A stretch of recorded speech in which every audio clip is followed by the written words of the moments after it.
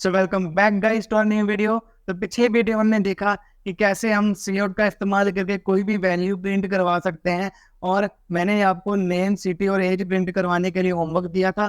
तो इस वीडियो में हम देखेंगे कि वेरिएबल्स क्या होते हैं, डेटा टाइप्स क्या होते हैं, कैसे वेरिएबल्स को वैल्यू साइन करी जाती है, कैसे उनको प्रिंट करा जाता है। तो सबसे पहले यहाँ पर हम लेक्चर सेकंड डॉट cpp नाम से एक नई फाइल क्रिएट करेंगे, और हम यहाँ पर इस सबसे पहले अपनी एक हेडर फाइल को इंक्लूड करेंगे जो कि है IOStream।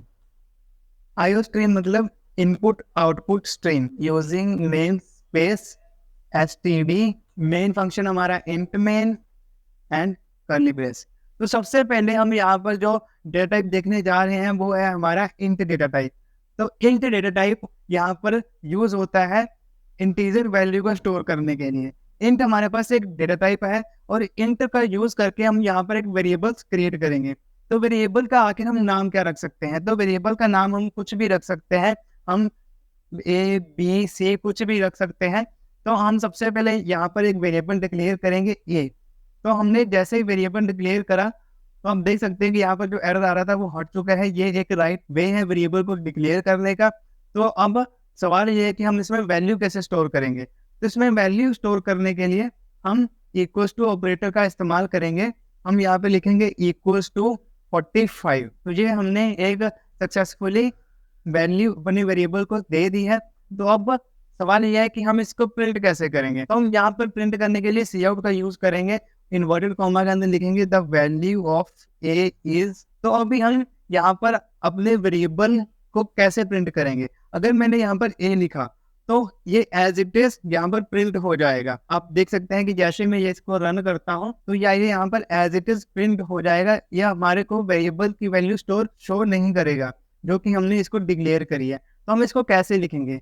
तो हमें वेरिएबल की वैल्यू को प्रिंट करवाने के लिए एक इंसर्शन ऑपरेटर का यूज करेंगे, और हम इसको ऐसे लिखेंगे। हमें जो वैल्यू प्रिंट करवानी है उसको हम इंसर्शन ऑपरेटर के साथ डायरेक्टली लिखेंगे, और जो हम इन्वर्टेड कॉमा के अंदर लिखेंगे वो हमारा एज इट इज प्रिंट होगा। हम जैसे ही यहाँ पर रन का ऑप्शन हम क्लियर, जैसे हम रन के ऑप्शन पे क्लिक करते हैं तो आप देख सकते हैं कि the value of A is 45 यहाँ पर लिख के आ गई है। तो हमारे पास जो दूसरा डेटा टाइप है हमारे पास फ्लोट। तो फ्लोट जो डेटा टाइप है ये यूज होता है डेसिमल वैल्यूज को स्टोर करने के लिए।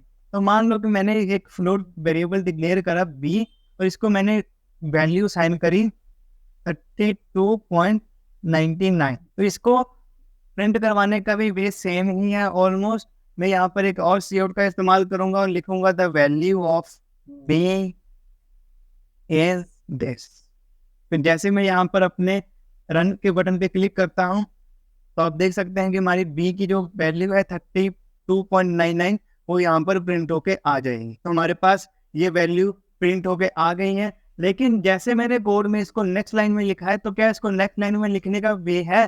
तो जी हाँ, यहाँ पर हम इसको अपने नेक्स्ट लाइन में भी लिख सकते हैं। इसके हमारे पास दो वे अवेलेबल हैं। पहला वे है कि हम यहाँ पर एक एंड लाइन लगा सकते हैं।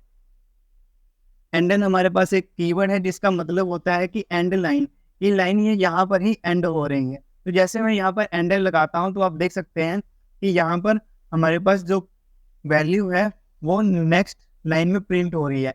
इसको करने का एक और तरीका होता है, हम यहाँ पर स्लैश एन लगा सकते हैं। स्लैश एन का मतलब होता है न्यू लाइन। तो स्लैश एन हमारा इन्वर्टेड कॉमा के अंदर लगता है। हम एक बैकवर्ड स्लैश का यूज करेंगे और एन लिखेंगे एंड स्पेस दबाएंगे। तो जैसे ही हम यहाँ पर क्लिक करेंगे तो आप देख सकते हैं कि हमारी जो न्यू लाइन है उसने हम काम किया है, और वो उसने हमारे पास एक खाली लाइन यहाँ पर प्रिंट करी है। अब ये हमारे पास एक खाली प्रिंट क्यों हुई है? क्योंकि मैंने यहाँ पर एक एंडल भी लगाया है, यहाँ पर स्लैश एन भी लगाया है। एंडल का मतलब ये होता है कि हमारी जो स्टेटमेंट है वो यहाँ पर एंड होती है। आप जो नया अपना कोड रन करोगे उसको आप एक न्यू लाइन में रन करोगे। और स्लैश एन का मतलब ये होता है कि इसके आगे वाला जो भी कोड है वो पीछे वाले को जोड़कर अब एक न्यू लाइन में प्रिंट होगा। तो ये जो एंडल ने यहाँ पर काम करा और उसने यहाँ पर कोड को एंड किया, उसके बाद स्लैश एन ने काम करा, उसने एक लाइन यहाँ पर छोड़ के इसके बाद वाला जो कोड था उसको न्यू लाइन में लेके आए। तो आप यहाँ पर कुछ भी यूज कर सकते हैं। आप स्लैश एन का यूज भी कर सकते हैं और आप एंडल का यूज भी कर सकते हैं। फिलहाल के लिए मैं यहाँ पर स्लैश एन हटा दूंगा क्योंकि हमारे पास एक एक्स्ट्रा लाइन। तो हमारे पास अब जो थर्ड डेटा टाइप है कैरेक्टर वैल्यू को स्टोर करने के लिए। तो हमारे पास कैरेक्टर वैल्यूज को स्टोर करने के लिए एक न्यू डेटा टाइप है, तो ये होता है कैर। तो हम कैर के अंदर कैसे वैल्यूज को स्टोर कराएंगे? कैर के अंदर वैल्यू को स्टोर कराने का वे थोड़ा डिफरेंट होता है। तो हमने एक वेरिएबल यहाँ पे डिक्लेयर करा जिसका नाम लिखा हमने सी, और मान लो कि इसमें मैं एक अल्फाबेट स्टोर करवाना चाहता हूँ आई। तो जैसे मैंने यहाँ पर आई लगाया और अपना सेमीकोलन लगाया, तो आप देख सकते हैं कि विजुअल स्टूडियो कोड यहाँ पर एक रेड लाइन शो कर रहा है, जिसका मतलब है कि एरर शो कर रहा है हमें यहाँ पर। तो ये हमें एरर शो क्यों कर रहा है? क्योंकि कैरेक्टर एक लौता डेटा टाइप है जिसके अंदर वेरिएबल के अंदर वैल्यू स्टोर करने का वे थोड़ा डिफरेंट होता है। इसके अंदर वैल्यूज को स्टोर करने के लिए हमें यहाँ पर सिंगल इन्वर्टेड कॉमा लगाना होगा। तो जैसे मैंने यहाँ पर एक सिंगल इन्वर्टेड कॉमा लगाया, तो आप देख सकते हैं कि यहाँ पर जो सारी रेड लाइन्स जो हमें शो कर रही थी वो सारी हट चुकी हैं। हमारा कोड जो है वो एरर फ्री हो चुका है। तो जैसे मैं यहाँ पर एक एंड एल लगा के एक न्यू सी आउट लगाता हूँ और हमारे करेक्टर की वैल्यू को प्रिंट करवाता हूँ, तो अब देखेंगे कि ये हमारे पास प्रिंट होके आ जाए। तो the value of C is C N L N run. तो जैसे मैंने इसको रन किया, तो आप देख सकते हैं कि हमारे पास जो करेक्टर की वैल्यू सी की वैल्यू वो वहाँ पर आई दिखा रहा है,